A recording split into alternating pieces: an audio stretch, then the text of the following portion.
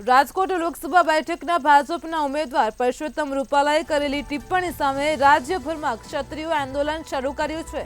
આંદોલનની વ્યાપકતા વધી રહી છે। ક્ષત્રિયોએ બોયકોટ ભાજપ અભિયાન શરૂ કર્યું છે। તો 22 એપ્રિલે તેઓ ભાવનગર અને જામનગરની મુલાકાતે પહોંચ્યા હતા। આમ ક્ષત્રિયનું વર્ચસ્વ ધરાવતા વિસ્તારોની તાબડતોબ મુલાકાતો લઈ હર્ષ સંઘવીએ ડેમેજ કંટ્રોલ કરવા માટે ગુપચુપ રીતે નવું જ ઓપરેશન શરૂ કર્યું છે। હર્ષ સંઘવીએ 24 કલાકમાં જ 5 લોકસભા સીટની મુલાકાત કરી હતી। રાજકોટ લોકસભા બેઠક પર ભાજપના ઉમેદવાર પરસોત્તમ રૂપાલા ગઈકાલે મોરબીના પ્રવાસે હતા, જ્યાં તેઓએ રવાપર ચોકડી ખાતે મધ્યસ્થ કાર્યાલયનું ઉદ્ઘાટન કર્યું હતું। બાદમાં રોડ શો અને સભાનું આયોજન કરવામાં આવ્યું હતું। ત્યારે મંચ પરથી પરસોત્તમ રૂપાલાએ જય શિવાજી જય ભવાનીના નારા લગાવી ક્ષત્રિય સમાજને ભાજપ સાથે જોડાવા માટે ફરી એકવાર અપીલ કરી હતી। આ સાથે રાષ્ટ્રના કામમાં જોડાવા અને મોદી સાહેબના હાથ મજબૂત કરવા માટે ક્ષત્રિય સમાજને આહવાન પણ કર્યું હતું। તો રાજકોટમાં ભાજપના ઉમેદવાર સામે આંદોલન થઈ રહ્યા છે। પરસોત્તમ રૂપાલાએ કરેલ ટિપ્પણી સામે આંદોલનો થઈ રહ્યા છે।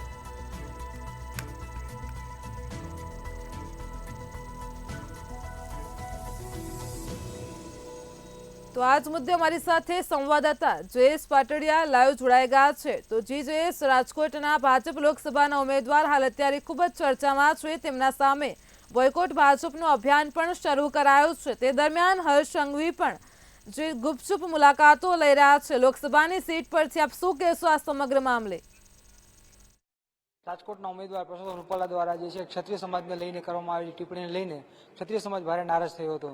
ત્યારે ક્ષત્રિય સમાજને શાંત કરવા માટે જે છે કેન્દ્રીય ગૃહમંત્રી જે હર્ષ સંઘવી અને રત્નાકરજી છે તેમના દ્વારા જે તાબડતોબ રાજકોટમાં બેઠક કરવામાં આવી હતી। આ બેઠકની અંદર ભારતીય જનતા પાર્ટીના જે છે ટોપના જે નેતાઓ છે તેઓ ઉપસ્થિત રહ્યા હતા। તેમના દ્વારા સમજાવવામાં આવ્યું હતું કે જે ક્ષત્રિય સમાજ દ્વારા જે પણ વિરોધ કરવામાં આવે છે ત્યારે તેમના વિરોધને જે છે તેમને શાંતિથી સમજાવવામાં આવે, નહીં કે તેમનો વિરોધ વધુ ઉગ્ર બને એ પ્રકારનું વર્તન કરવામાં આવે। આ સાથે જ જે છે તેમને રત્નાકરજી દ્વારા સમજાવવામાં આવ્યું હતું કે જો જ્યાં સુધી સમાજનો સવાલ છે ત્યાં સુધી સમાજ જે છે આપણી સાથે સંકળાયેલો છે ત્યારે તેમના વિરોધને જે છે શાંતિપૂર્વક જે છે સમજાવવામાં આવે। આ સાથે જ છે તેઓ કચ્છ ખાતે પણ તેમના દ્વારા જે છે તેઓ મુલાકાત લેવામાં આવી હતી। કચ્છમાં પણ જે છે ભારતીય જનતા પાર્ટીના ક્ષત્રિય સંબંધના જે નેતાઓ છે તેમની સાથે મુલાકાત કરીને રત્નાકરજી તેમજ હર્ષ સંઘવી દ્વારા જે છે પાર્ટીના જે નેતાઓ છે તેમની દ્વારા છે તે જે ક્ષત્રિય સમાજના નેતાઓ છે તેમની સાથે કોઈ પણ પ્રકારનો વિવાદમાં નહીં ઉતરવા માટે જણાવવામાં આવ્યું હતું। આ સાથે જ જે છે ભાવનગરની જે બેઠક છે તે પણ ક્ષત્રિય સમાજનું જે છે પ્રભુત્વ ધરાવે છે।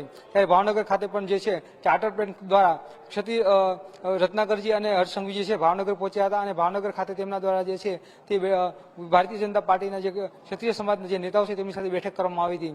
ત્યારબાદ જે છે જામનગર ખાતે પણ જે છે એક બેઠક કરવામાં આવી હતી। ત્યાં પણ જે હર્ષ સંઘવી અને રત્નાકરજી જે છે એ ભારતીય જનતા પાર્ટીના જે નેતાઓ છે તેમની સાથે બેઠક કરી અને ક્ષત્રિય સમાજના જે નેતાઓ છે જે વિરોધ કરે છે તેમની સાથે કોઈ પણ પ્રકારના વિવાદમાં નહીં ઉતરી અને તેમની સાથે જે છે પ્રેમપૂર્વક વર્તન કરવા માટે તેમણે જણાવ્યું હતું।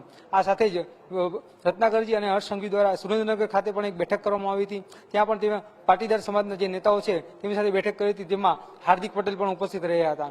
આ સાથે જ અન્ય એક વાત કરવામાં આવે તો પરસોત્તમ રૂપાલા જે એ ગુજરાતની જે 25 લોકસભા બેઠક છે તેના સ્ટાર પ્રચારક છે। ત્યારે તેઓ પ્રચાર અર્થે જે છે મોરબી પહોંચ્યા હતા, જે પ્રચારમાં તેમના દ્વારા જે છે ક્ષત્રિય સમાજના નેતાઓને છે તેમને હાથ જોડી અને ફરીથી જે છે લોકશાહીની ચૂંટણીમાં જે છે એ પ્રધાનમંત્રી નરેન્દ્ર મોદીને સપોર્ટ કરવા માટે જોડાવા માટે આહવાન કર્યું હતું।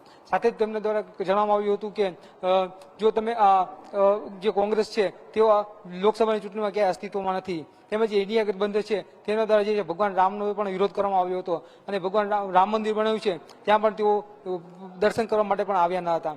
આમ પરસોત્તમ રૂપાલા દ્વારા જે છે તેઓ સતત ક્ષત્રિય સમાજની જે માફી માંગી હતી અને રાષ્ટ્ર નિર્માણમાં તેમને ક્ષત્રિય સમાજને જોડવા માટે પણ આહવાન કર્યું હતું।